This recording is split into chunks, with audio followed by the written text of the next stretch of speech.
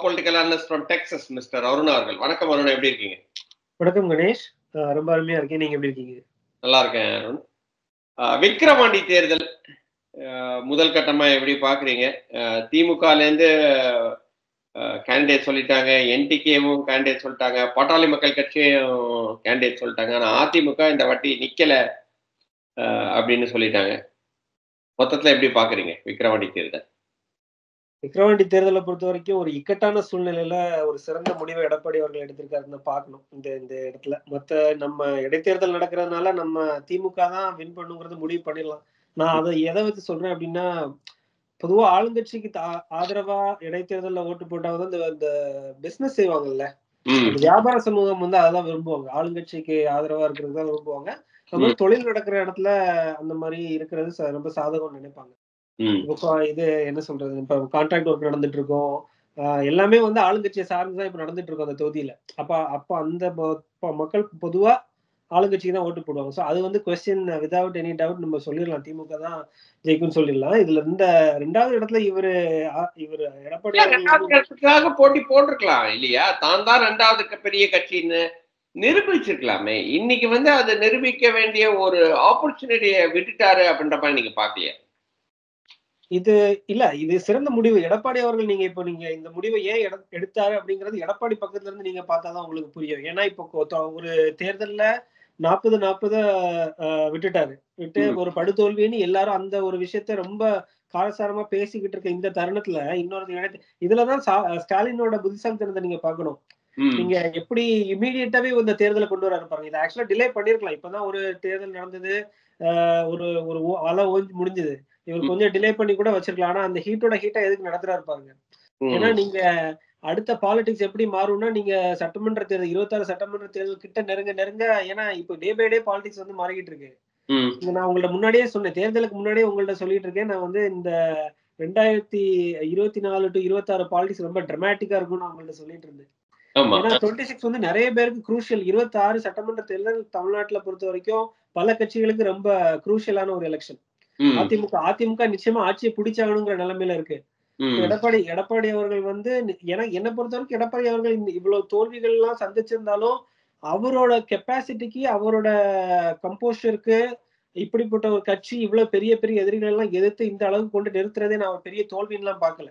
இது வரைக்கும் என்னோட பார்வை, என்னோட மனசுல வந்து எடப்பாடி அவர்கள் தோத்துட்டாரு நான் இன்னும் கருதல. அவரு he hasn't given up yet. அத மட்டும் எனக்கு தெரியுது. இல்ல, இது given up மாதிரி தானே இருக்கு இல்லையா? எனக்கு இந்த இடத்துல நீங்க எந்த ரீஜன்ல தேர்தல் வருது நீங்க பாக்கணும். நீங்க அங்க ஈரோடு கிழக்கு தேர்தல் எடுத்தாருன்னா அவர் அங்க he knows that he can put a good fight there. அதனாலதான் அந்த ஏரியால எந்த ஏரியால அவளுக்கு செல்வாக்கு இருக்கோ. இப்ப எடப்பாடி அவர்கள் வந்து ஜெயலலிதா அவர்கள் மாதிரியோ இல்ல எம்ஜிஆர் அவர்கள் மாதிரியோ மொத்த கட்சி இன்னும் கட்டுப்பாட்டுக்குள்ள அவரோட கமாண்டுக்கு இயங்குற மாதிரி கொண்டு வந்திருக்காருன்னா இல்ல. அவர் வந்து அந்த சட்டப்பூர்வமா அவர் பொதுச் செயலாளராக இருக்கிறதுக்கு சட்டப்படி என்ன உண்டோ அந்த மாதிரிதான் ஸ்ட்ரக்சர் கையில வந்திருக்கே தவிர அவர் அந்த கமாண்டிங் ஸ்ட்ரக்சர் இன்னும் வந்து கீழே வரைக்கும் போய் சேரல. ஏன்னா அவருக்கு ஈக்குவலாவே நிறைய அமைச்சர்கள் இருக்காங்க. அவருக்கு சீனியராகவும் இருக்காங்க, அவர் ஈக்குவலாவும் இருக்காங்க. அந்த நேரத்துல வந்து நம்ம வந்து அவரு வந்து ஒரு சிச்சுவேஷனலா ஒரு இடத்துல வந்து கட்சி தலைமைக்கு வந்துட்டாரு. அதுக்கப்புறம் நல்லா பிளே பண்ணி கட்சியை பிடிச்சிட்டாரு. சோ அவரோட இடம் என்னன்னு அவருக்கு தெரியும். பட் அவரோட இலக்கு வந்து ஜெயலலிதா மாதிரி அந்த கட்சியை கொண்டு வரதான். நீங்க ஏடிஎம்கே கேடர்ஸோட கிரவுண்ட் லெவல் எமோஷன்ஸை இன்வோக் பண்றதுக்கு நீங்க ஜெயலலிதா எம்ஜிஆர் சொன்னாலே இன்வோக் ஆகுவாங்க. சரி, இங்க வந்து எனக்கு ஒரு கொஸ்டின் வருது அருண். என்ன அப்படின்னா, அடிமட்ட தொண்டர்கள் எல்லாமே வந்து ரொம்ப என்னையா நடக்குது இங்க, அதிமுக வந்து இந்த வாட்டி போட்டி போடல அப்படின்னா திருப்பியும் தோல்வியை ஒத்துக்கிட்ட மாதிரி தானே அப்படின்ற மாதிரி தான் எல்லாருமே பாக்குறாங்க. அதே மாதிரி பாட்டாளி மக்கள் கட்சிக்கு ஒரு சான்ஸ் மேல எழும்பி வரதுக்கு, அதே மாதிரி நாம் தமிழருக்கு ஒரு சான்ஸ். இனிமேல் வந்து அவங்க 8% நாங்க 13% வந்துட்டோம்னு வந்து அவங்க வந்து கிளைம் பண்ண போறாங்க. ஸோ 13%, 14%, 15% கூட வரலாம் அப்படின்னு அவங்க கிளைம் பண்ண போறாங்க. இதெல்லாம் அதிமுகவுக்கு 2026 நோக்கி போகும்போது ஒரு பின்னடைவா அமையாது அப்படின்ற மாதிரி நீங்க பாக்கலையா? இப்போ நீங்க பாத்தீங்கன்னா இப்போ ஒரு ரிலவன்ஸ் தான் ரொம்ப முக்கியம். 26 பொறுத்த வரைக்கும் அவர் ரிலவெண்டா இருக்கணும்னு பாக்குறாரு. ரிலவெண்டா அந்த வந்து செகண்ட் பிளேஸ்ல. ஏன்னா நீங்க இப்ப மட்டும் என்ன ஜெயிச்சிட்டாங்கன்னா சொல்லிட்டு இருக்காங்க இந்த தேர்தல் முடிஞ்சு. இல்ல தோத்துட்டாங்கன்னு தானே பேசிக்கிட்டு இருக்காங்க. அதுக்கு மேலே எதுக்கு தீனி போடணுங்கிறதுலாம் அவரோட நிலைமை. அவரோட இடத்துல இருந்து பார்த்தா இது வந்து ஆக்சுவலா ரொம்ப நல்ல முடிவுன்னு தான் நான் பாக்குறேன். எடப்பாடி அவர்கள் பக்கத்துல இருந்து ஏடிஎம்கே வந்து ஏன்னா அவர் 26 தான் மலை மாதிரி நம்பியிருக்காரு.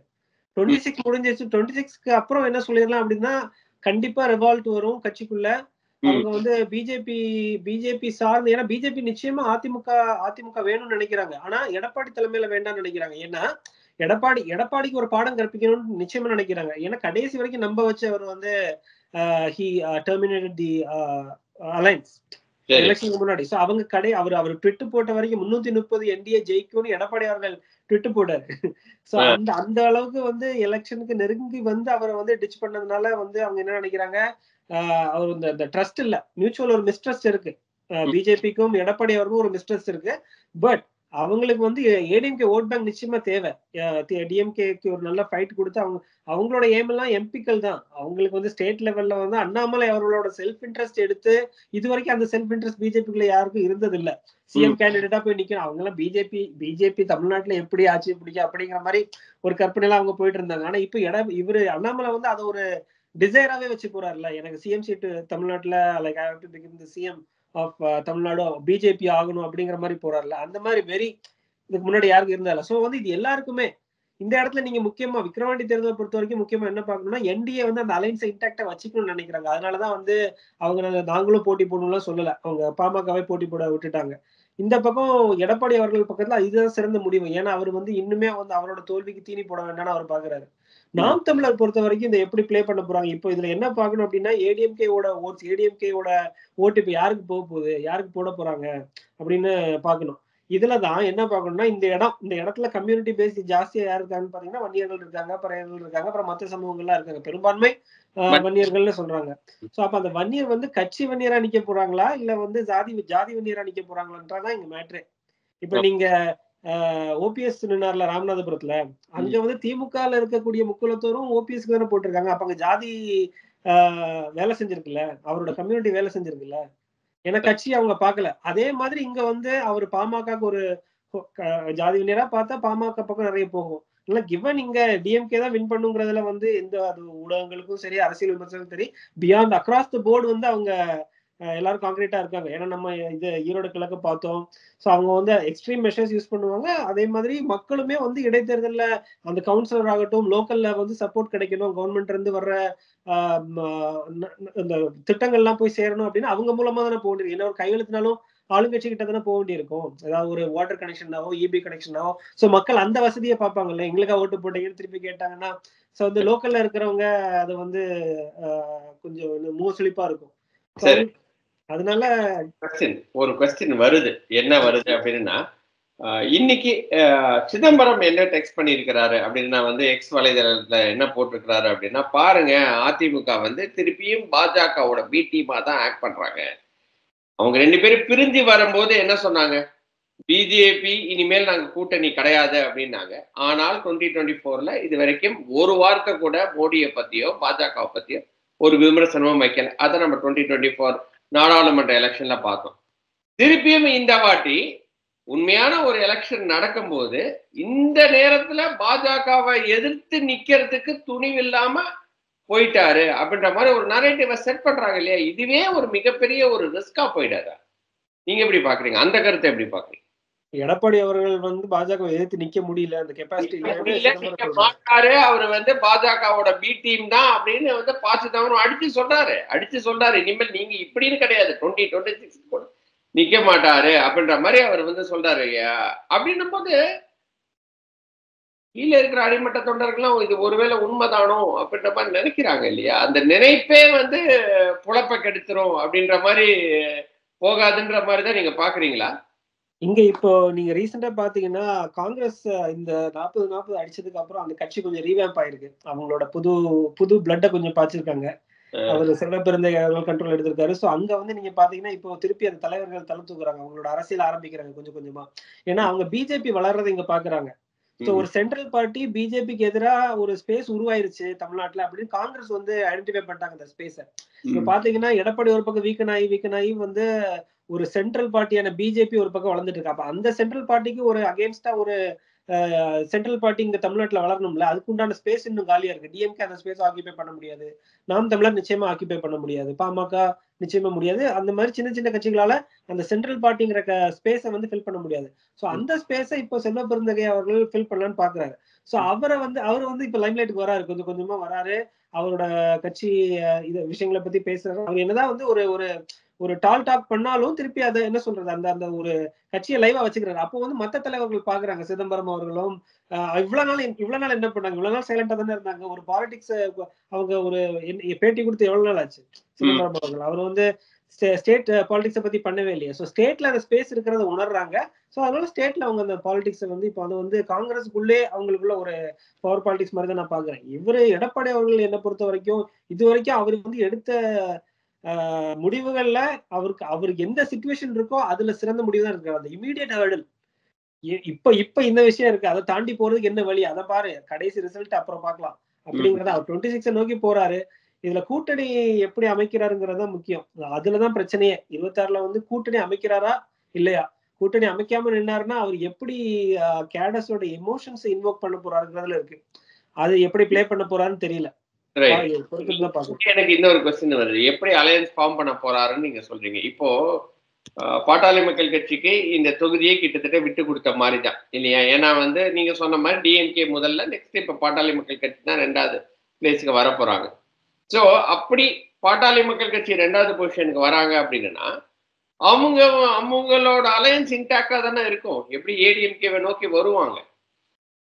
அப்போ அப்படின்னும் போது இவர் தனித்து தானே விடப்படுறாரு திருப்பியும். இப்படி இந்த இந்த எலெக்ஷன்ல அவர் ஃபைட் பண்ணி மேல வந்து இல்ல நீங்க எங்களோட வந்தாதான் உங்களுக்கு வாழ்க்கை இருக்குன்றத நம்ம வந்து காட்டல அப்படின்னா ஒரு மிகப்பெரிய ஒரு கஷ்டத்துக்கு தள்ளப்பட மாட்டாரா?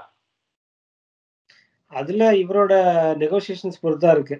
ராம்தாஸ் அவர்கள் என்ன திங்க் பண்ண, ஏன்னா ராம்தாஸ் அவர்கள் பத்தி நம்ம என்ன சொல்லணும் அப்படின்னா, அவர் ஸ்டேட்ல யாரு கூட நின்னா வாய்ப்பு இருக்குன்றது அவங்களுக்கு நல்லாவே தெரியும். ஸோ அதுல அவரு கட்சி கூட்டணி என்ன முடிவு எடுப்பாருங்கிறதெல்லாம் இப்பவே நம்ம என்டிஏக்குள்ள இருக்காருங்கிறத வச்சு சொல்லிட முடியாது. அந்த அந்த அந்த பாதையை நிச்சயமா ட்ரை பண்ணுவாங்க. அந்த பாதையை நிச்சயமா அதிமுக பக்கத்துல இருந்து முயற்சி பண்ணுவாங்க. ஏன்னா ஸ்டேட்டை பொறுத்த வரைக்கும் யாருக்கு வாக்கு வங்கி இருக்குன்றது வந்து அவங்களுக்கு நல்லா தெரியும். எந்த கட்சிக்கு ஏன்னா அவங்க லோக்கல் இப்ப விக்கிரவாண்டினாலும் சரி, பாமக செல்வாக்கு இருக்கிற இடங்கள்னாலும் சரி, அதிமுக அங்க எவ்வளவு ஓட்டு விழும், இரட்டை இலைக்கு எவ்வளவு ஓட்டு விழுங்கிற ஒரு கணக்கு வந்து ராமதாஸ் அவர்களுக்கு இருக்கும். சோ அதை வந்தாதான் ஜெயிக்க முடியும் அப்படிங்கிற நிலைமை வந்துச்சுன்னா அதுக்கேற்ற மாதிரி முடிவெடுக்க போறாங்க. ஏன்னா பாஜக அதுக்குள்ளால ஒரு எம்எல்ஏ சீட்டை கன்வெர்ட் பண்ற அளவுக்கு ஒவ்வொரு தொகுதியிலையும் வளர்ந்துருவாங்களாங்கிறத கேஜ் பண்ணுவார்ல அவரும்.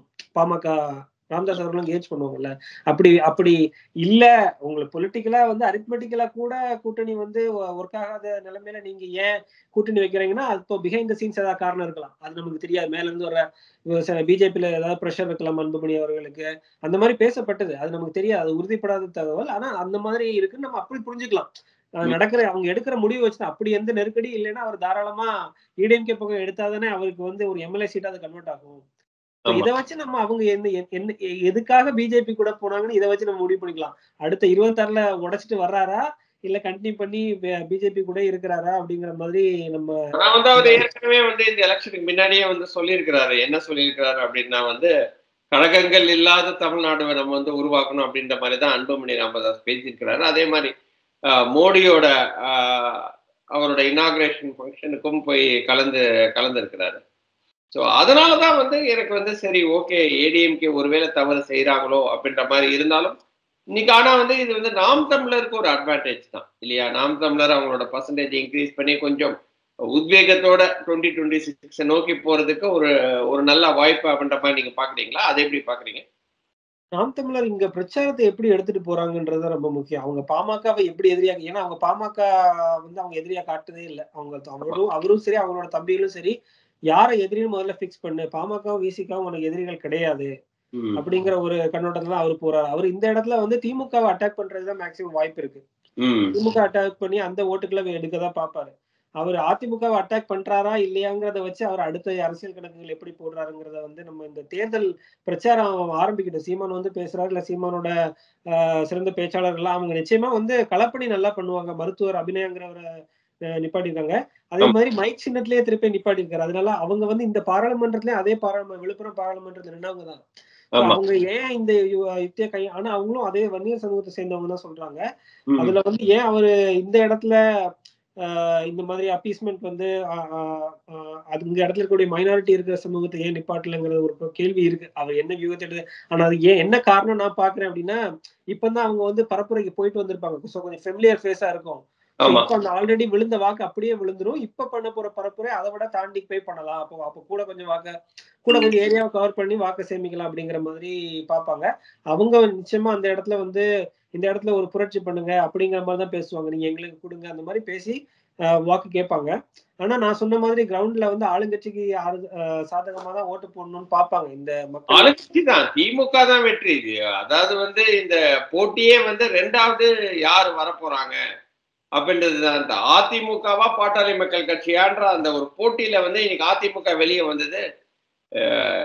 என்னால இன்னும் வந்து ஓகே ஒருவேளை இதுல இன்னொரு இன்ட்ரெஸ்டிங்கான புள்ளி என்ன இருக்குன்னா, இந்த மாவட்டத்துல வந்து இஸ்லாமிய சமூகத்தினரும் ஜாஸ்தி. சோ அதனால வந்து சீமான் அந்த காட்சி எப்படி பிளே பண்ண போறாங்க? ஏன்னா அவர் அடுத்த 26 குறி வைக்கிறதே வந்து டிஎம்கேல இருந்து அந்த ஓட்டை கொஞ்சம் டைல்யூட் பண்ணணும் அப்படிங்கிற மாதிரி தான் அவர் பாக்குறாரு. அது டைல்யூட் ஆயிருக்கு, இந்த தேர்தலே ஆயிருக்குன்னு சொல்றாங்க, ஆய்வுகள் சொல்லுது.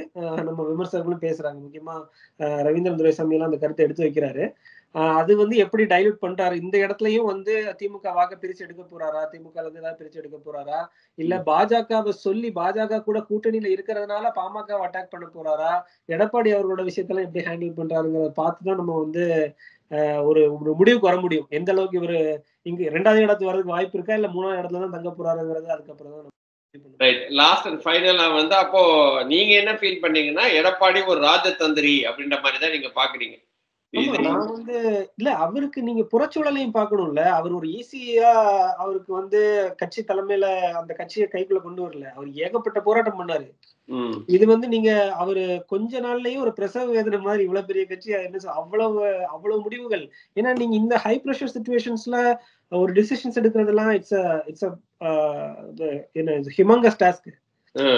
நீங்க ப்ரோஸ் அண்ட் கான்ஸ் வே பண்ணணும். நீங்க ஒரு சின்ன விஷயத்த நீங்க ஒரு முடிவெடுக்கிறதுக்கே வந்து நீங்க மனசு சஞ்சலப்படும். அப்ப இந்த மாதிரி ஒரு பெரிய கட்சி ஆட்சி அதிகாரத்தை நோக்கி ஓடுற கட்சி, அவங்களுக்கு வழக்குகள் இருக்கும், அவ்வளவு பொருளாதார சிக்கல்கள் இருக்கும்.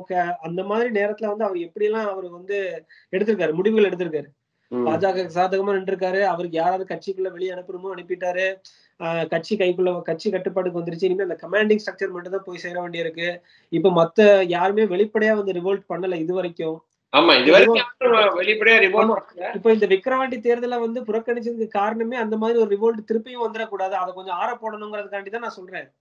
அதுக்குதான் அவர் கொஞ்சம் கேப் கொடுத்திருக்காரு. அதுக்கப்புறம் என்ன பண்ண போறாரு, அரசியல் எப்படி பண்ண போறாரு நம்ம பொறுத்திருந்தா பாக்கணும்.